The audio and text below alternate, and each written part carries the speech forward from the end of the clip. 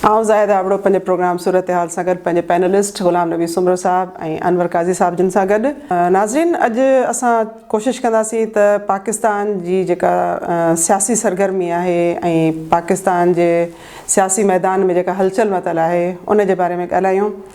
छो जो अपोज़िशन अदम एतमाद जी जेका तहरीक आहे उहा पेश करे चुकी आहे। हाणे ॾिसूं त उन में उनखे केतिरे हद ताईं कामयाबी थिए थी, उनजो तज़ियो करण जी कोशिशि कंदासीं त उहा अपोज़िशन खे कामयाबी थी मिले या हुकूमत जेका आहे उहा कामयाब थी वञे। त इन जे बारे में आउं पहिरियों सुवाल जेको आहे उहो काज़ी साहब जिन खां कंदसि। अदम एतमाद जी तहरीक जेका आहे उहा पेश थी वई आहे। हाणे सूरत हाल इहा आहे त असांखे अपोज़िशन बि जेका आहे सा ॾाढी पुरएतमाद नज़र पई अचे, पर गॾोगॾु हुकूमत बि जेका आहे सा ॾाढी पुरएतमाद आहे। इन ज़ाहिरी ॻाल्हि आहे त सूरत हाल में असां जेकॾहिं तजियो कंदासीं त कहिड़ी तरीक़े सां कंदासीं, अॻियां छा नतीजा जेके आहिनि से निकिरी सघनि था। अवां जी वॾी महिरबानी। हीअ जेका नो कॉन्फिडेंस मूव इहा पहिरियों दफ़ो न पई अचे, टियों दफ़ो अचे पई। पहिरीं 89 में आई हुई मोहतरमा बेनज़ीर भुट्टो साहिबा जे ख़िलाफ़ु। उन वक़्त में चयो थो वञे त इस्टेब्लिशमेंट नो कॉन्फिडेंस मूव करण वारनि सां गॾु हुई, पर पीपल्स पार्टी उन खे न्यूट्रलाइज़ करे छॾियो ऐं मोहतरमान जे ख़िलाफ़ु अदम एतमाद नाकाम थी हुई। उन खां पोइ ॿियो दफ़ो जॾहिं शौकत अज़ीज़ परवेज़ मुशर्रफ जे ज़माने में हुयो प्राइम मिनिस्टर, त उन ख़िलाफ़ु नो कॉन्फिडेंस मूव कई हुई अपोज़िशन। पर उन वक़्तु बि ज़ाहिर आहे परवेज़ मुशर्रफ जो हू PM हुयो त इस्टेब्लिशमेंट उन सां गॾु हुई ऐं उहो कामयाबु थी वियो हुयो पंहिंजो नो कॉन्फिडेंस मूव खे ख़तमु करण जे लाइ। हाणे असां वटि हीउ टियों दफ़ो 2022 में थिए पई। ॾिसो, अॼु ताईं पोज़ीशन इहा आहे त असांजो को प्राइम मिनिस्टर 5 साल पूरा कोन करे सघियो आहे। हाणे ॾिसूं त हीअ जेका मूव थी आहे उन में छा थी पोज़ीशन बीहे, ऐं उहा हाणे का परे कोन्हे, का हफ़्तनि जी ॻाल्हि आहे। चवनि था पिया त हुकूमत खे को लोॾो या लहर कोन्हे का, ऐं PM साहिब जा अहिड़े क़िस्म जा अचनि था पिया बयान ऐं कावड़ूं त कप्तान अॻिते जी सोचे वेठो हूंदो आहे। अॻिते जी छा सोचियो आहे न, जेको 3 महीना डिले कई आहे अपोज़िशन जेका, उहा वधीक असांखे नज़र अचे पई कॉन्फिडेंट, त हुननि पंहिंजो होमवर्क पूरो करे वरितो आहे। ऐं हुननि खे अॼु ताईं, सुभाणे जी ख़बर अलाह खे आहे, पर अॼु ताईं हुननि खे इहा पक आहे त इस्टेब्लिशमेंट न्यूट्रल रहंदी। इन जे करे हुननि पंहिंजा पता ॾाढा भला नमूने सां खेॾिया आहिनि। न सिर्फ़ु जेके हुन सां इत्तेहादी पार्टियूं उन्हनि खे हुननि टोड़े विधो आहे या टोड़ण जी कोशिशि कनि था पिया, बल्कि PTI मंझां अंदरां, हाणे ॾिसो बाप पार्टी आहे, उहा PTI सां हमेशह गॾु रही आहे, न थी रही आहे, पर उन जा ज़रदारी साहिब सां ॾाढा सुठा तालुकात आहिनि। ऐं उहा बि इहो थो ॿुधण में अचे त कोन थी करे पई मुलाक़ात PM साहिब सां, कल्ह ताईं इहा पोज़ीशन हुई। चौधरी बिरादरान पहिरीं त ॾाढो मतिलबु अपर हैंड ते हुया ऐं उन्हनि चयो पिए पंहिंजा शर्त मञिया रहनि पिए, पर हाणे इहो लॻे थो त उहे अपर हैंड ते कोन्हनि के, इन जे करे त चौधरी शुजात साहिबु वञे पियो, पहिरीं मौलाना साहिबु ॾे वियो आहे, वरी पोइ ज़रदारी साहिबु ॾे वियो आहे। उन खां पोइ हाणे ख़बर पए पई त परवेज़ इलाही साहिबु अॼु या सुभाणे शहबाज़ शरीफ़ सां मुलाक़ात कंदो। त हीअ ॾिसो नयूं मूव थियनि थियूं पयूं। इन मंझां इन्हनि सभिनी शयुनि मां इहो महसूसु थो थिए, या अॼु जेका MQM चयो थो वञे त ज़रदारी साहिब सां मुलाक़ात कंदी, इहो इन मंझां लॻे थो त अपोज़िशन पंहिंजो होमवर्क ठीकु करे विधो आहे। ऐं जेकॾहिं इस्टेब्लिशमेंट वाक़ई बि न्यूट्रल रहंदी त नो कॉन्फिडेंस जे मतिलबु कामयाबु थियण जा चांसिस मूंखे त वधीक था लॻनि पिया। +90+ तव्हां ॿधो, वसीम अकरम प्लस आहे त इन करे तव्हां 90+ ॿधी वठो।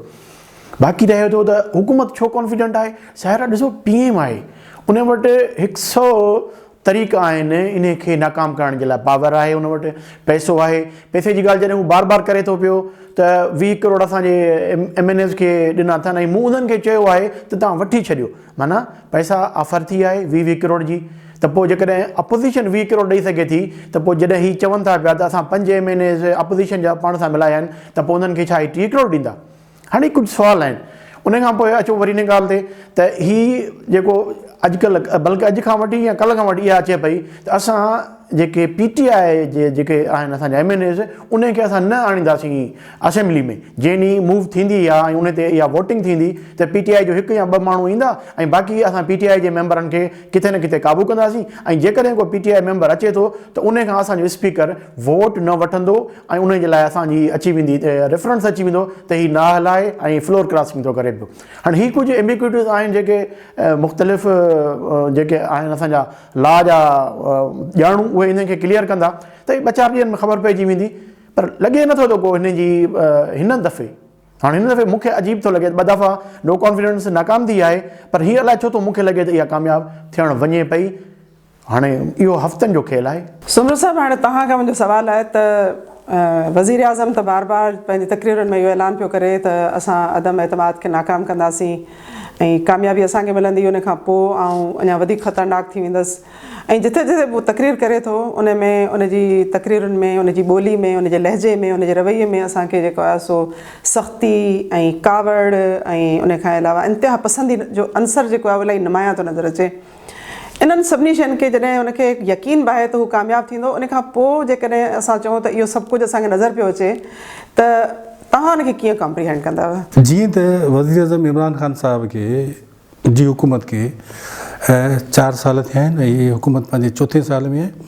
ठीकु पंहिंजे 4थे साल जी पहिरीं सिमाही में हुनखे अदम एतमाद जो चैलेंज मिलियो आहे। जेतोणीकि हुनजी जदोजहद जीअं हुन पंहिंजी ज़ुबानी ॻाल्हि आहे त मूं 22 साल जदोजहद कई आहे पाकिस्तान खे तब्दील करण लाइ, पर उनजो सियासी इक़्तिदार जो जेको तजुर्बो आहे न उहो कुल 3 मुकमल साल ऐं कुझु महीना आहे।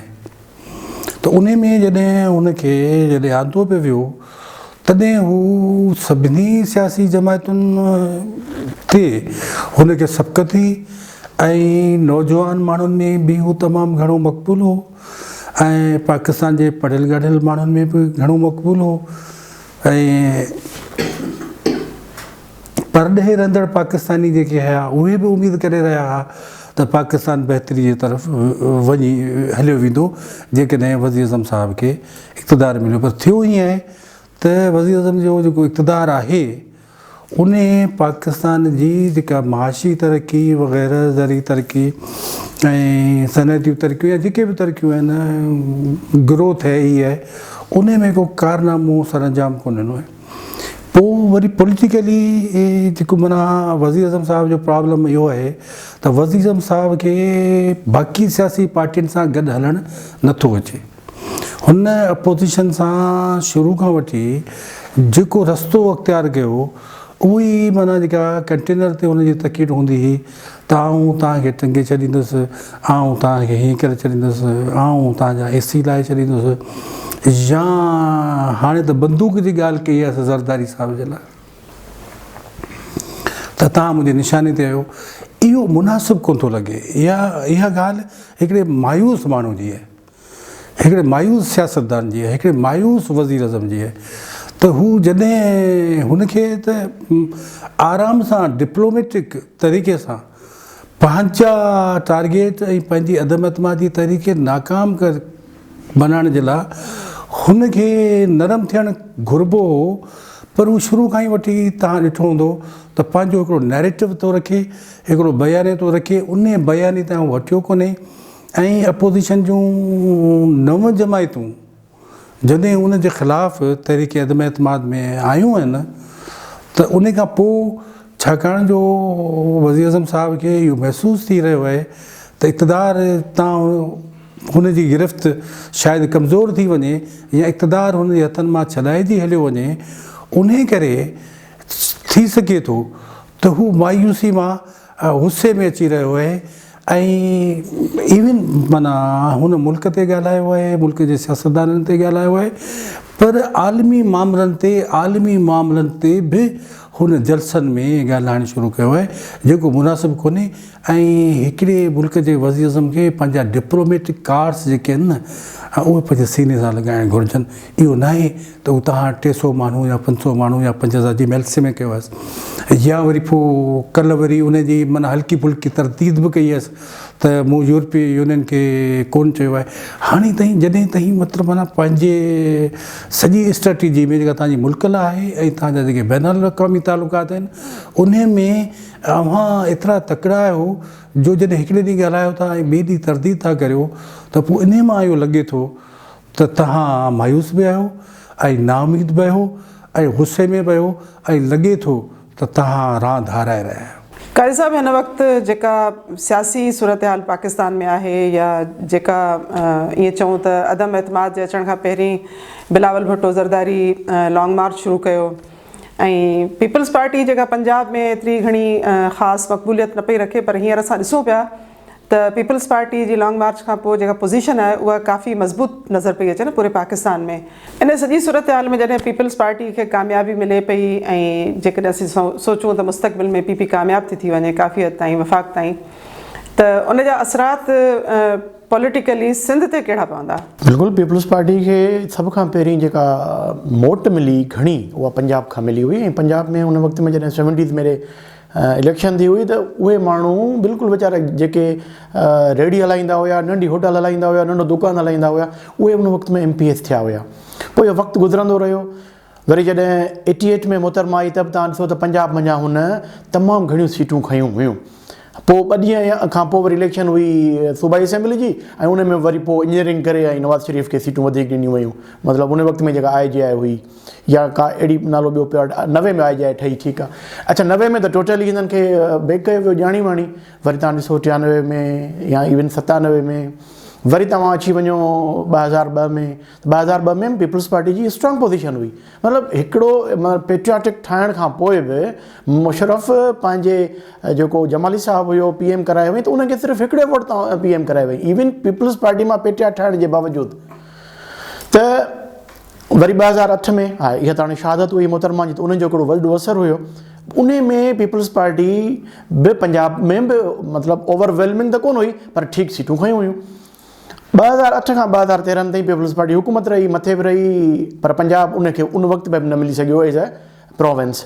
सिंध में रही ऐं KPK में उन वक़्त में गॾियल हुकूमत हुई हिननि जी ANP सां पीपल्स पार्टी जी, या बलोचिस्तान में हुई आहे। 2013 खां 2018 माना 2008 खां 2013 ताईं लूज़ कयो पंजाब। ऐं हू चवंदा आहिनि त जेको बि मर्कज़ ठाहे उनखे पंजाब में चङी ख़ासी हुजे, अक्सरियत हुजे। ऐं 2013 खां 2018 ताईं हिननि जी उते सम्झो कि न जहिड़ी न हुजण जे बराबरि आहे पंहिंजी पोज़ीशन। हिकिड़ी सीट शायदि मखदूम साहब खई हुई पीपल्स पार्टी जे MNA जे हिसाब सां, पंजाब बाक़ी सभु सीटूं सिंध मां ई खयूं अथनि 2018 में। हीउ जेको हिननि हिन वक़्तु पंहिंजी पोज़ीशन ॾेखारी आहे ऐं PDM पहिरीं ठाहियो, पोइ PDM खां निकिरी आया ऐं पोइ हिन जेको पंहिंजो लॉन्ग मार्च कयो बिलावल भुट्टो ज़रदारी साहब, उहो बि उन्हनि खां हटी करे कयो आहे। त हुननि पंहिंजो हिकिड़ो अकेलो पार्टी जो हिकिड़ो शो ॾेखारियो आहे ऐं जंहिंमें केतिरे हद ताईं कामयाबु थिया। सिंध खे छॾियो, पंजाब जी ॻाल्हि था करियूं त सराइकी बेल्ट ताईं कामयाबु हुआ ऐं मथे जेकॾहिं GT रोड ते उते बि हिननि जलसा ठीकु रहिया। गुजर खान में ठीकु रहियो, चीचावतनी में ठीकु रहियो, इवन लाहौर में हिननि खे सुठो रिसेप्शन मिलियो ऐं जेको पिंडी वारो ऐं इस्लामाबाद वारो उहो बि हिननि जो ठीकु रहियो। त पीपल्स पार्टी हिन वक़्तु गेन करे थी पई। ऐं ॾिसो जेका प्रेस कॉन्फ्रेंस थी उन में सम्झो फोकल जेको पर्सन हुयो उहो ज़रदारी साहब पाण हुयो। हेॾा शहबाज़ शरीफ़ वेठो आहे, हेॾा तव्हांजो मौलाना साहब वेठो आहे। हालांकि मौलाना साहब PDM जो चेयरमैन या सदर आहे, पर उनखे बि जेका सेंटर सीट हुई उहा ज़रदारी साहब खे मिली, जेको PDM मंझां मतिलबु PDM ठाहे पोइ पाण PDM मां निकिरी वियो। इहे सभु इंडिकेटर ॿुधाइनि था पिया। या बिलावल साहब चयो त असांखे मौक़ो ॾियो इंडिपेंडेंटली, असांखे मौक़ो ॾियो त असां सिंध वांगुरु ख़िदमत कंदासीं पंजाब जी बि। सो हाणे तव्हांजो सुवालु इहो त सिंध में असरु कहिड़ा पवंदा।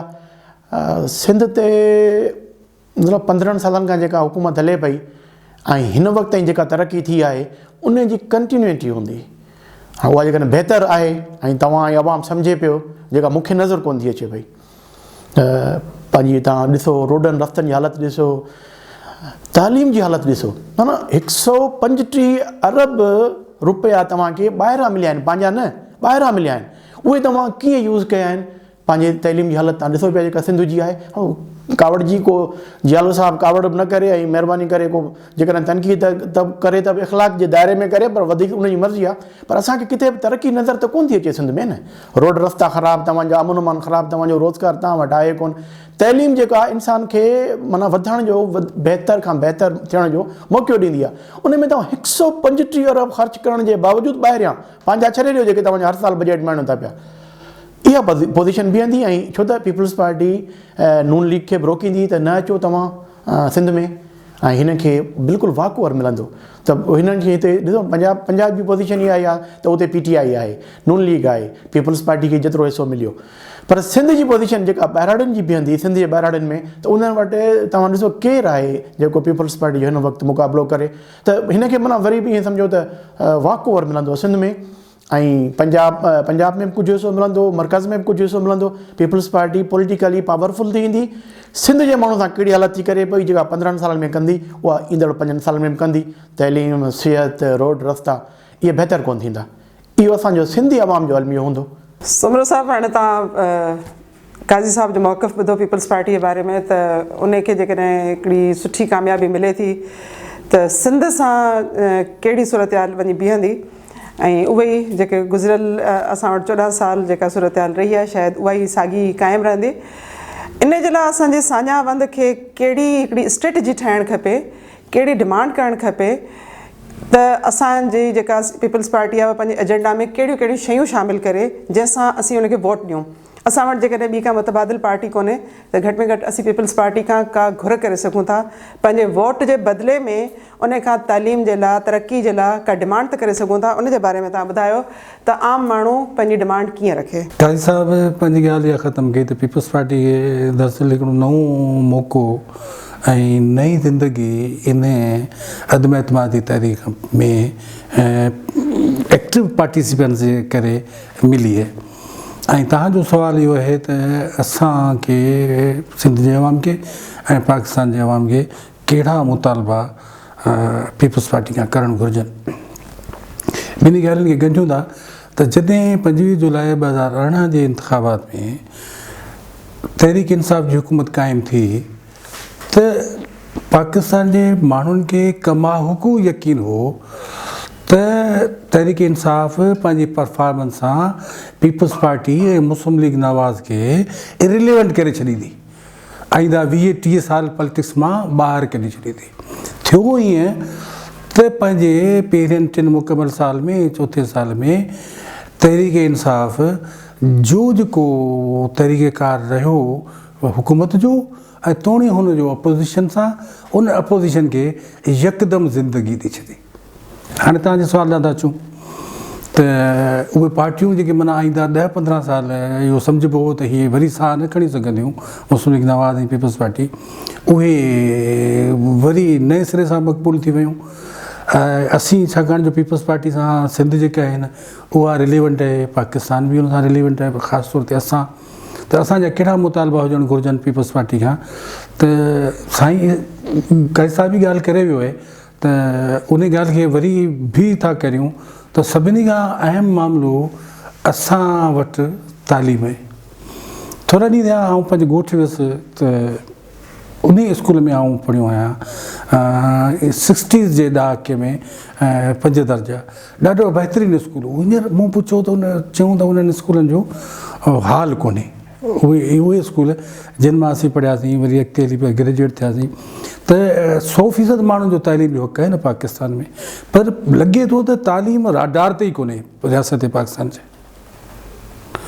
ऐं सिंध में त उन जी हालत तमामु ख़राबु आहे हिकिड़ी इहा ॻाल्हि त असांजी तालीम जेका आहे न उन खे इंश्योर कजे असां वटि मेन पावर बि मौजूदु आहे असां वटि सरकारी सतह ते स्ट्रक्चर बि मौजूदु आहे स्कूल आहिनि प्राइमरी स्कूल आहिनि मिडिल स्कूल आहिनि हाई स्कूल आहिनि कॉलेज आहिनि उन खे जदीद नमूने सां उन्हनि खे एक्टिव करे असांजी तालीम खे जेका सरकारी सतह ते आहे उन खे रन कयो वञे छाकाणि जो सरकारी सतह ते जेका तालीम आहे न उहे असांजा स्कूल सजनि था Urdu primary school Sindhi primary school Sindhi high school Urdu high school यानी उते असांजी जेके ॿोलियूं आहिनि उहे बि पढ़ायूं थियूं वञनि त इन सां असांजी माना ॿोलियूं बि बची पवंदियूं असांजी माना सिंधी ॿोली जी ख़ानगी जेका आहे न उहा बि बची वेंदी। उन करे असांजो इहो मुतालबो आहे त सरकारी सतह ते असांजे स्कूलनि खे बहाल करे उन्हनि में तालीम जी बहाली 2022 जे हिसाब सां दुनिया में जेका माना जदीद तालीम पई ॾिनी वञे सभिनी सब्जेक्ट्स में टेक्नोलॉजी कंप्यूटर्स ऐं इंफॉर्मेशन टेक्नोलॉजी असांजे ॿारनि जो इहो हक़ु आहे ऐं 100% ख़वानगी हुजे। ऐं ॿी असां वटि दरअसल छा आहे जो असांजी माना 64% आबादी जेका आहे न उहा ज़रात ते डिपेंडेंट आहे। त उन ज़रात में उनजी मदद कई वञे, उनखे नंढड़ा कर्ज़ ॾिना वञनि। उन्हनि खे असांजे किसान खे शिकायत आहे त उनखे ॿिज नकली था मिलनि, उनखे दवाऊं नकली थियूं मिलनि, उनखे भाण नकली था वञनि। त असांजी सिंध हुकूमत खे महिरबानी करे इहो ॾिसणु घुरिजे त उन्हनि खे सचनि पैसनि सां सख़्तु पोरियो कंदड़ माना कम्यूनिटी आहे असांजो हारी ऐं असांजो ज़रात जो में कमु कंदड़ माण्हू उन सां इहा ॿियखि आई त उनखे भाण बि माना 2 नंबर मिलनि, उनखे दवाऊं बि 2 नंबर मिलनि ऐं उनखे नकुल मिलनि। महिरबानी करे ज़रात जे मुतलिक़ बि सिंध सरकार खे क्लियर थी अचणु घुरिजे ऐं ज़राती तरक़ी बि सिंध जी तरक़ी आहे। काई साहब हाणे तव्हां असांखे ॿुधायो त 74 सालनि में ज़ाहिरी ॻाल्हि आहे जेके मुल्क असां सां गॾु आज़ादु थिया या स्टेट्स ठहियूं त उन्हनि में जिन में जमहूरियत आहे उहा त पंहिंजूं पाड़ूं काफ़ी मुल्कनि में मज़बूत करे चुकी आहे, पर असांजे मुल्क में अञा ताईं उहा जमहूरियत इर्तिक़ाई दौर मां गुज़री रही आहे। वरी हींअर अदम एतमाद जी जेका तहरीक पेश कई वई आहे त उन सां तव्हां छा था सोचो त जेको हीउ इर्तिक़ाई अमल आहे सियासत में उन सां जमहूरियत खे ताक़त मिलंदी या कमज़ोर थींदी? जीअं इंसान बहितर मुआशरा ऐं बहितर हुकूमतूं ठाहियूं त उन्हनि हिकिड़ो सिस्टम ठाहियो त बादशाहनि खां कीअं वठिजे, जमूर जी कीअं राय में ऐं जमूर खे कीअं शामिलु कजे हुकूमत जे कारवामार में। इन करे वोट वरितो वियो ऐं हुनखे जमहूरियत कोठियो वियो ऐं पूरी दुनिया में ॾाढो इहो बहितर सिस्टम हले थो पियो। थी सघे थो किथे किथे उन में ख़राबियूं हुजनि। असां वटि मतिलबु 47 खां अॼु ताईं जमहूरियत रही त कोन्हे का। 50s में ॾिसो, 60s में ॾिसो, इवन 70s में त अब्दुल हफ़ीज़ पीरज़ादे खां जॾहिं इंटरव्यू कयो वियो 80s में ऐं भुट्टो साहब खे अची वई फांसी अची वई हुई त हुन चयो त असां जेके 71 खां वठी सिर्फ़ु हिकिड़ो साल 72 ताईं हुकूमत कई, उन खां पोइ सर्विस कई। असां वटि त सर्विस थिए पई, जमहूरियत आहे ई कोन। त इन जे करे कमज़ोर ऐं ताक़तवर उहो अञा ॿिया टर्म्स अचनि था पिया। हिन ॾिसो न 2018 खां पोइ ॾिसो तव्हांजे बलूचिस्तान में जेको तव्हांजी पंहिंजी पार्टी मतिलबु जेका इलाक़ पार्टी हुयो उन सां वफ़ाक़ सां बाप पार्टी, उन जाम कमाल साहब वेठो हुयो त सीएम लॻो, उनखे हटायो वियो। उनखे हटाइण खां पोइ वरी तव्हांजे ई PTI जो हिकिड़ो उतां जो MPA ऐं उहो साबिक़ु तव्हांजो सदर बलूचिस्तान जो यार मोहम्मद रिंसाफ़ फरमाए थो त 3.5 अरब रुपया वरिता विया अब्दुल कुदूस बिज़िंजो साहब खां त उनखे CM कयो वियो। अच्छा, उन साहब वरी छा कयो त 15 करोड़ रुपया वठी ऐं मिनिस्टरनि खे मिनिस्ट्रियूं अॻुवाट ॾियणु शुरू कई। मिनिस्टरनि छा कयो त सेक्रेटरीज़ खां उन्हनि पैसा वरिता। तव्हां वटि जमहूरियत त हीअ आहे न, इन में कोई इन में ॾिसो न उनखे कंहिं चैलेंज कयो, इन सॼे प्रॉब्लम खे कंहिं चैलेंज कयो त न ईअं कूड़ थो ॻाल्हाए पियो यार मोहम्मद ऐं इनखे तव्हां खणी अचो कोर्ट ऑफ लॉ में खणी अचो। त एॾा वॾा इल्ज़ाम थो लॻाए पियो, पर कंहिं बि कोन कयो। छो त सभिनी खे ख़बर हुई त सादिक संजराणी सेनेट जो चेयरमैन कीअं थियो ऐं अब्दुल हफ़ीज़ शेख जेको हाराए वियो सेनेट जी इलेक्शन क़ौमी असेंबली में, उहो कीअं हाराए वियो, या जेकॾहिं हिते यूसुफ रज़ा गिलानी सेनेट में लीडर ऑफ अपोज़िशन थियो त कीअं थियो, या यूसुफ रज़ा गिलानी जॾहिं हारायो एज़ अ चेयरमैन सेनेट त उहो कीअं हारायो। ऐं हीअ हाणे ॻाल्हियूं त बार खे ख़बर आहे, त इनखे दोहरायूं कीअं। असां वटि जमहूरियत उहा असां ॾिठी कोन्हे का जंहिंमें वाक़ई पावर आवाम वटि आहे, उनजी पर्ची में जेको मतिलबु उनजो पंहिंजो वोट ॾिए थो, पंहिंजी ॻाल्हि करे थो ऐं उहा पर्ची जॾहिं बैलेट बॉक्स में पवे थी त उतां उहा ई निकिरे थी पई। ईअं थिए कोन थो पियो। तॾहिं त असां ॻाल्हियूं फिरी कयूं था न। असां जमहूरियत खे ॾिठो ई कोन्हे को। असां उहो ई असां ऑटोक्रेसी में वेठा आहियूं, उहो ई असां इम्पीरियलिज़म में वेठा आहियूं, उहो असां ख़तमु थियो कोन्हे को। बाक़ी जिन फ़ाइदा वरिता आहिनि असां कोन था कयूं भारत जी ॻाल्हि, पर असां बांग्लादेश जी ॻाल्हि था करियूं न। उन्हनि ॾिसो हींअर फ़ाइदा वरिता आहिनि। तव्हां खां उन्हनि जो टको मज़बूत थी वियो, 2 रुपया 2.5 रुपया रुपयो उन में अची वियो हिकिड़े टके में। उते तव्हांजो एक्सपोर्ट उनजी वधी वई आहे। उहो जॾहिं उहो तव्हां ॾिसो त कॉटन जा असां बहितर प्रोड्यूसर आहियूं पाकिस्तानी, ऐं बांग्लादेश कॉटन प्रोड्यूस ई कोन थो करे पियो, पर हू ॿाहिरां धाॻो घुराए थो ऐं उन खे उन बहितर नमूने सां हाणे तव्हां ॾिसो उतां जी उनजी एक्सपोर्ट जेका आहे न कपिड़नि जी क्लॉथ्स जी असांखां घणी पई आहे। इहे जमहूरियत जा फ़ाइदा हूंदा आहिनि पर असां वटि जमहूरियत जो को फ़ाइदो ई कोन थो अचे पियो। सो इन ॻाल्हि सां मां तव्हां थोरो कयां थो त असां वटि जमहूरियत मज़बूत थिए या न थिए या अदम एतमाद अचण खां पोइ उहा जमहूरियत ते कहिड़ो असरु पवंदो। हिन में तव्हां ॾिसो न PM साहब पाण थो चए पियो त 20 करोड़ रुपया ऑफर कई वई आहे, माना विकिणण वारा माण्हू मौजूदु आहिनि ऐं जेके ख़रीद करण वारा माण्हू मौजूदु आहिनि, त जिते ख़रीद फ़रोख़्त जी मंडी हुजे उनखे पाण जमहूरियत न चई सघंदासीं। नाज़रीन, असां अॼु कोशिशि कई आहे त अदम एतमाद जी जेका तहरीक पेश थियण वारी आहे उन जे सिलसिले में उन जो तज्ज़ियो करण जी कोशिशि कई असां ऐं केतिरे हद ताईं असां उनखे कामयाबु तरीक़े सां जेको आहे सो ॾिसण जी कोशिशि कई आहे उहो तव्हां यकीनन पंहिंजे कमेंट्स में असांखे ॿुधाईंदा। पर बहरहाल हिकिड़ो मैसेज जेको असां तव्हांखे ॾींदासीं त जॾहिं इलेक्शन थींदी या इलेक्शन जी हीअं सम्झो त हिकिड़ी कैंपेन पई हले त सिंध जे आवाम खे पीपल्स पार्टी खां यकीनन कुझु घुरूं करणु खपनि, डिमांड्स करणु खपनि त उहे शयूं जेके आहिनि से पंहिंजे एजेंडा में रखे, जंहिंमें तालीम जेका आहे सभिनी खां मथे हुजणु खपे ऐं उन खां पोइ ज़रई तरक़ी जेका आहे उहा असांजी जेका आहे प्रायोरिटी हुजणु खपे। छो जो असांजी ज़रई जेका मुआशियात आहे उहा असांजे मुल्क जो, असांजे सूबे जो जेको आहे करंगे जे हॾे वांगुरु आहे। जेकॾहिं असां ज़रई तरीक़े खे नज़र में नथा रखूं त यकीनन असां तरक़ी कोन करे सघंदासीं। जेकॾहिं तव्हां अञा ताईं असांजे चैनल हमसरी सिंध खे सब्सक्राइब नाहे कयो त असांजे चैनल खे सब्सक्राइब कंदा ऐं बेल आइकन खे ज़रूरु क्लिक कंदा